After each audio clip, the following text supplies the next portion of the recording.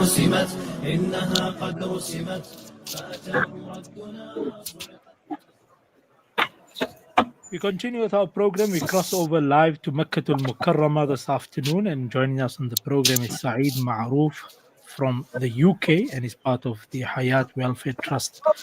Saeed, assalamu alaikum wa rahmatullahi wa barakatuh, and welcome to Radio Islam International.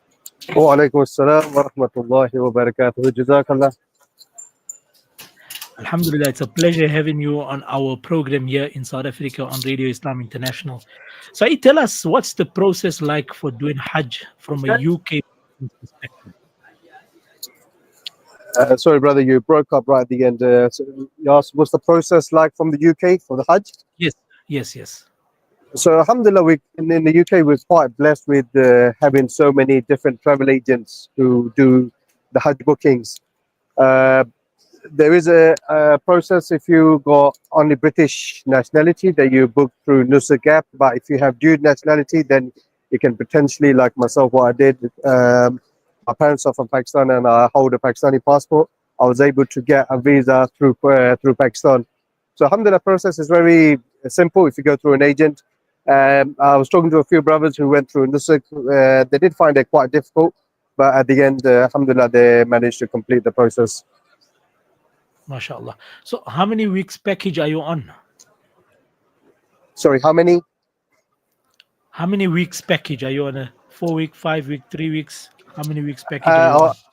I wish it was a 5 week package, but unfortunately, I'm a full-time. I work full-time with the company. So with my package, I'm only here for 17 days. 17 days, mashallah. Yes, but speaking to other people from other parts of the world, some are here for potentially 40 days. Yes, that's true. Now, tell us, how has the journey been thus far for you? Alhamdulillah, Habibi, all I can say is this is my second time at Hajj, and alhamdulillah, I come here probably about 2-3 times a year. So for me, it's like I was here yesterday. So alhamdulillah, it's very well organized. For the people I've been speaking to as well, no one has really had any issues with it, and it's quite simple. I see the Saudis are quite strict. I don't know if you are aware of what happened last year with so many people who kind of got in illegally without any Hajj permits, whereas this year your IDs get checked every time you step through any barriers. There's so many checkpoints, and anyone without a valid ID Nusuk card is, I'm not sure if you can see it, they check this, and if you have that, then they allow you access into Haram.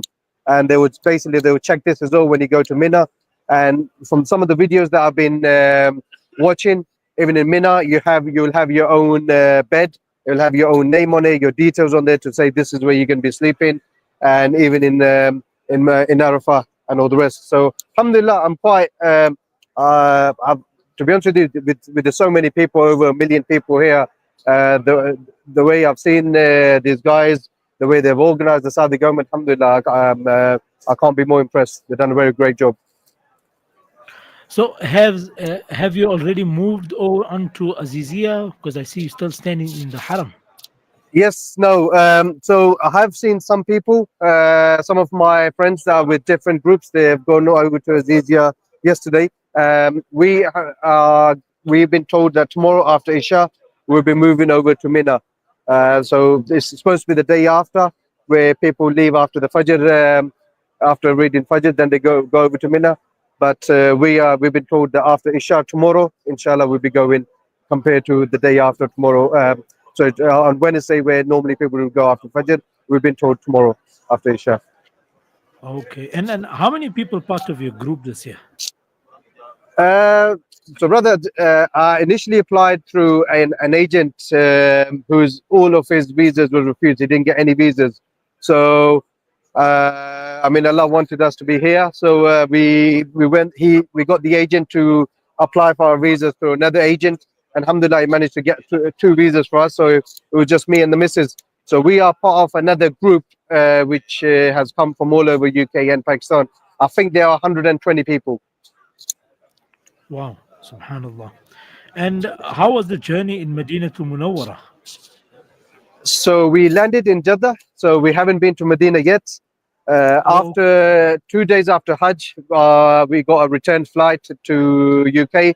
So we are thinking, inshallah, I've checked the trains, the times are available, and we're thinking just straight after Hajj, inshallah, go to Medina in the morning and come back in the evening. So we haven't been yet. But the people who have been, their journey back from Medina, normally it's around about 5 or 6 hours on the bus there because of the so many checkpoints the Saudis got to once again to stop illegal people getting in with that people who don't have permits to get into Mecca. To stop them, there's so many checks on the way. So everyone on the buses gets checked for their ID, for the cards, and make sure they have permits, Hajj permits. And yeah, I think the one of the families I was speaking to, they took them around about 12 hours to come back from Medina. mm. Now, I know you said that you hold a dual nationality and you've come through Pakistan, but usually the people in UK, what's the waiting period for Hajj? Do they wait a certain amount of time before they can be accredited? So in UK we have a number of people. So I think it's about 30,000 a year that can go to Hajj. Don't quote me on the numbers, but it's roughly that amount of number of people that can go to Hajj per year. Whereas Pakistan they have I think around about 300,000 people per year that can apply for Hajj visas. So many people who hold dual nationalities who have British and Pakistani passport go through the Pakistani route because they have more chance of getting a visa as comparison to England, in comparison to the UK, where you only have, from the 30,000 to get visa from. So, essentially, how long do you wait? Like here in South Africa, the waiting period is around 5 to 6 years from the time you apply and to the time you get accredited. In the UK, how different is it?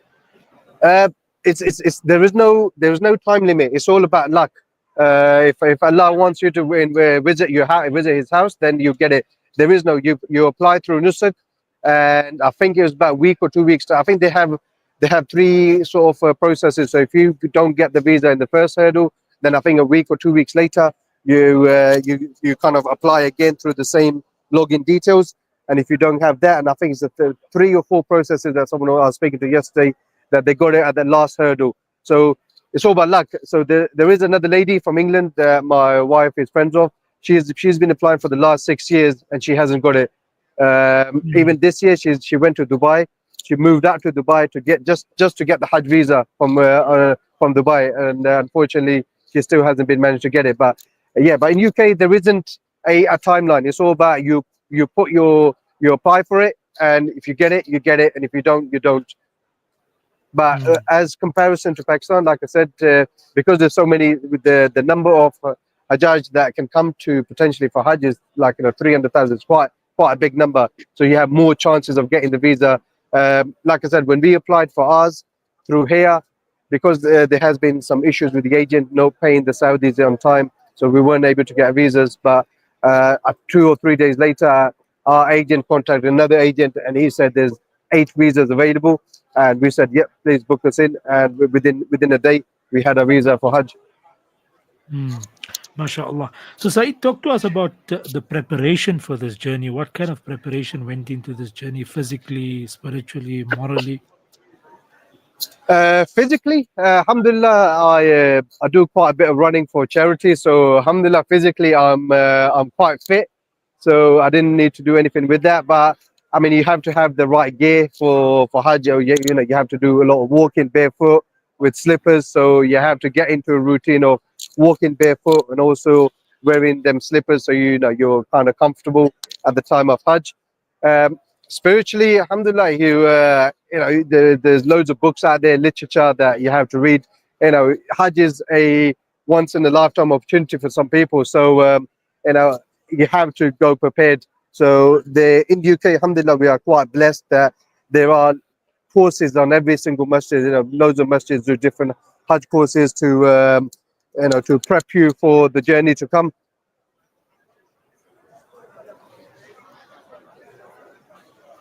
Mm. Looks like we've Oh, lost him can you there. hear me? Yes, we can hear you now. Yep, yep. So sorry, I don't know So if you you were caught the saying last about bit. the programs. Yes, you answered the second part of the question that spiritually there are enough programs taking place in the UK. Morally, what was the preparation like? Morally, Sheikh, everyone tells you that when you go to Hajj, you just gotta have sabr, have patience. There's a million people here. I mean, a lot of people that I've been speaking to here locally, they're saying, these police officers are shouting, they're screaming, they're pulling people off, but they have to do their job. If if one person sits in the wrong place, everyone just starts sitting behind it and they block the way. You have to have you have to follow rules and procedures. You can't just if the locals here, the team here that work here at the Haramain, they tell you to move, you have to move. If they tell you to get up and sit somewhere else, you have to do it. But I see a lot of people here are just arguing and just doing what they want to do. You have to follow the morals of what has been set here. And if you don't do that, then you cause a nuisance. And you're coming to Hajj. you know, you have to follow the rules of the land. You have to follow what you've been told. And if you don't do that, then it's pointless you coming to Hajj. You might as well just sit back at home. Saeed, Jazakallah khairan for the update. Much appreciated on Radio Islam International. We hope that the journey goes well for you. Remember us in the Ummah in your du'as, inshallah. Jazakallah khair, brother. Assalamu alaikum wa rahmatullahi wa barakatuh. Wa alaikum assalam wa rahmatullahi wa barakatuh.